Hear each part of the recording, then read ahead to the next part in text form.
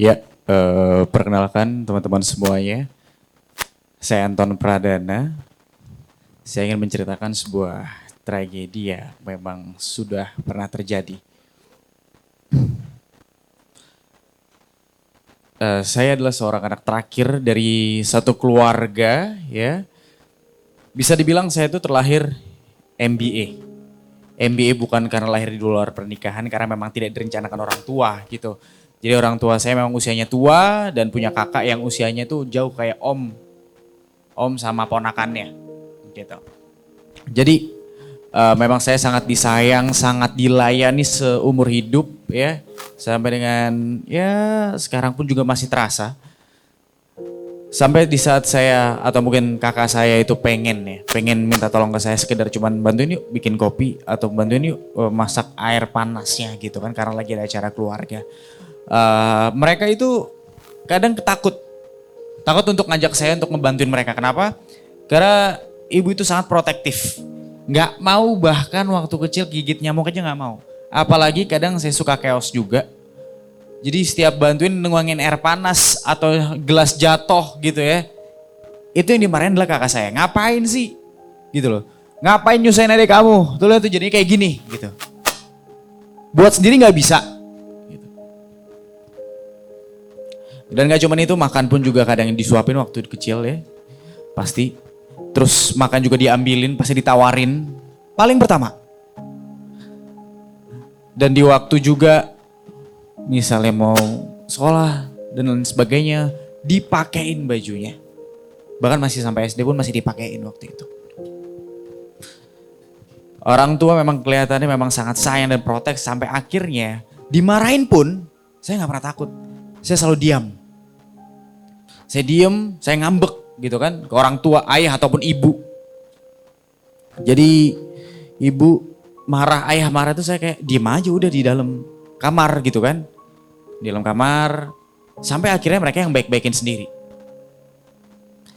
Kemanjaan itu dan pelayanan itu, kebahagiaan itu juga pun saya rasakan. Sampai titiknya di SMA.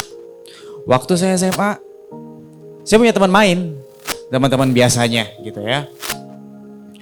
Sampai di satu titik teman saya itu ngasih tahu, apa tuh yang ada di leher kamu kok kayaknya ada benjolannya deh.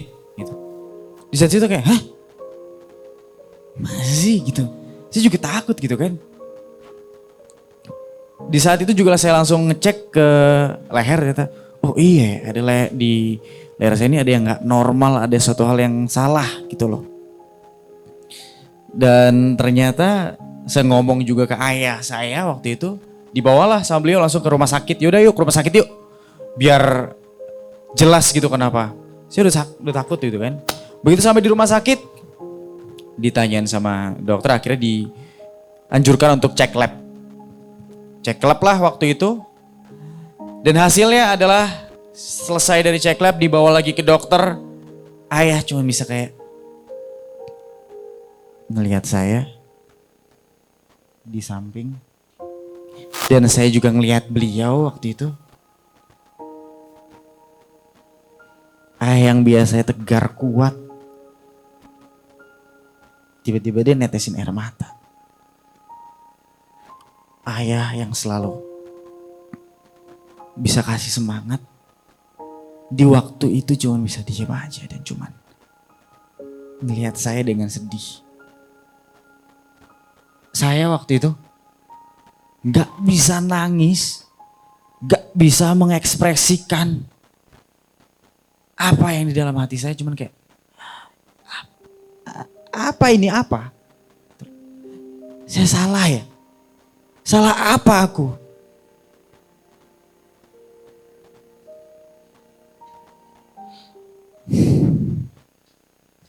Sampai akhirnya ya sudah. Sampai di rumah juga ya udah. Beliau juga tetap berusaha untuk kasih semangat buat saya. Udah gak apa-apa.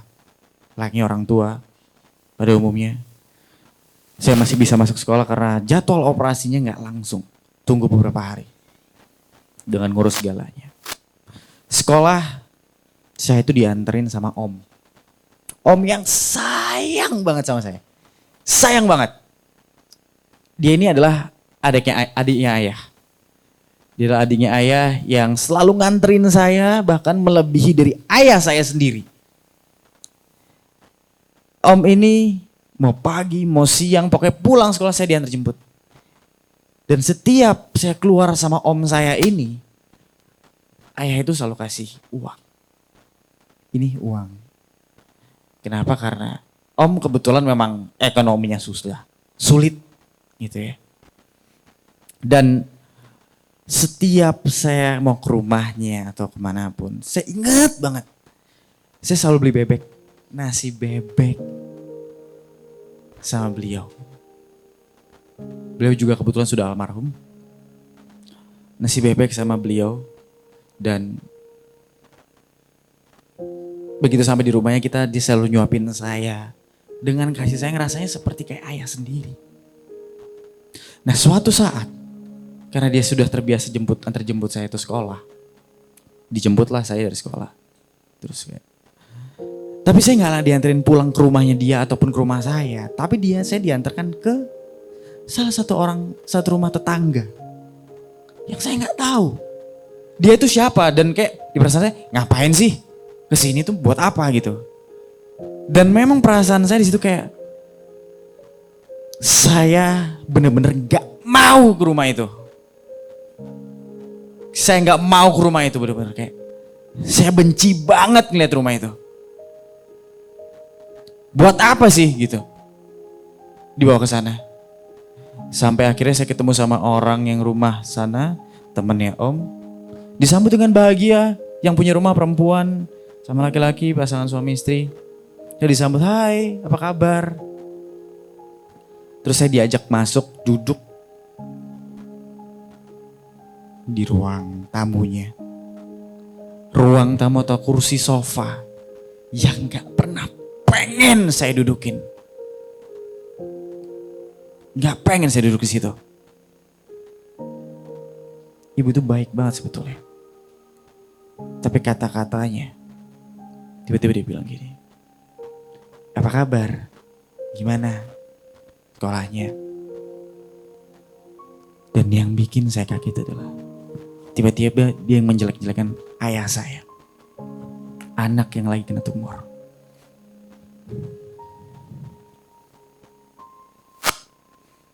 Ayah kamu itu gak tahu diri. Ayah kamu tuh brengsek.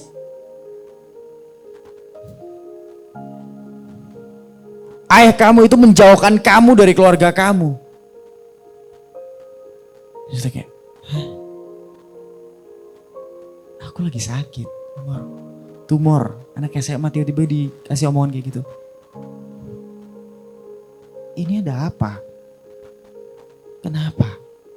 Saya ada rasa marah di sana.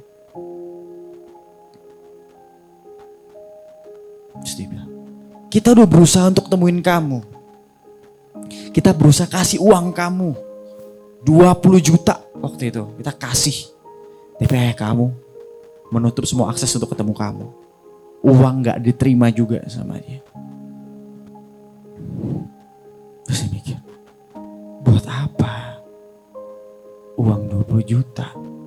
Kamu siapa? Buat apa? Memang kita keluarga.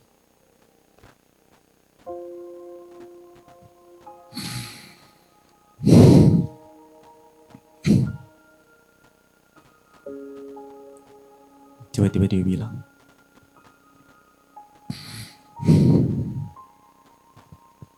kamu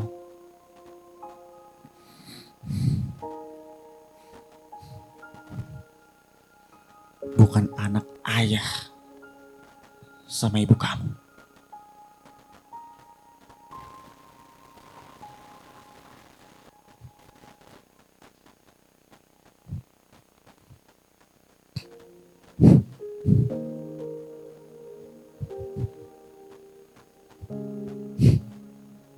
Kamu anak suami saya.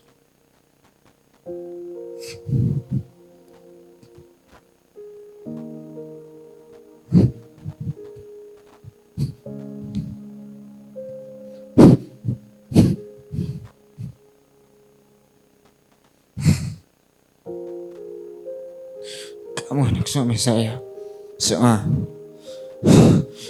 anak Mbak Rani, anaknya om kamu.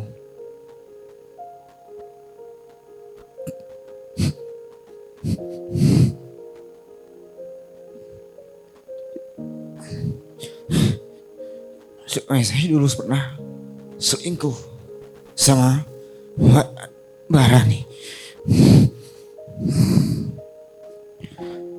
Dan anaknya kamu. Terima kasih, itu cerita dari saya.